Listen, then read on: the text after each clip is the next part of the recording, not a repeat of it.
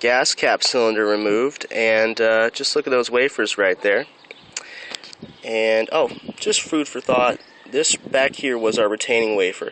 That does not function with the lock. All that does is that just holds that cylinder inside the gas cap there. One thing that's interesting, the key is fully inserted. We have to draw that out just slightly in order to be able to depress it. The key actually prevents it. The whole idea is they don't want the cylinder flying out when you're opening the gas cap to your bike. But we're looking at the pins here. As you can see, we've got some that we've got our work done for us already. The first one looks like a 2, that looks like a 3, that's definitely a 0 or a 1 depending upon how you'd like to think about it.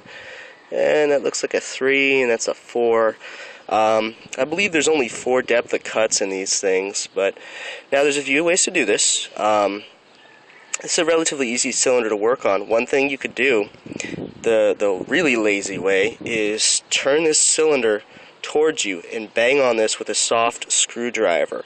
You might want to touch up the face of the key, the side of the key with a file, and get some fresh brass. That'll put a little dent. Then you just come back with a file and just file a nice round notch, check the fit, see if it works. That's kind of the halfway to do it, okay? I don't recommend doing that, but for the home locksmith, that really works great in a pinch. Keep in mind that we have only 5 pins in here. We have 6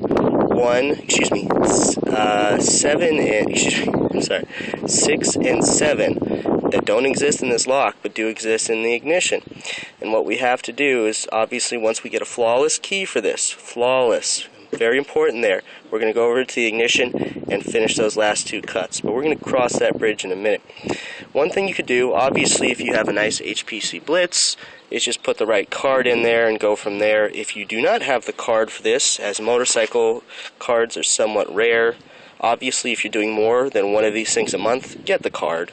But what you can do is you can eyeball it. If you're really struggling with this, you can remove 1 pin at a time, come in with a flat screwdriver, and gouge the side of the key, and just basically run the key laterally until that gouge, that scratch that you've made, is right on top of the blade. Come down, gouge that.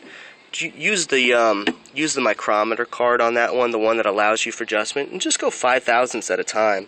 And it's a quick way to make a good key if you don't have the proper card for it. This I've actually handmade a card for. We'll cover that later if anybody's actually interested in that one, but let's start by making our key.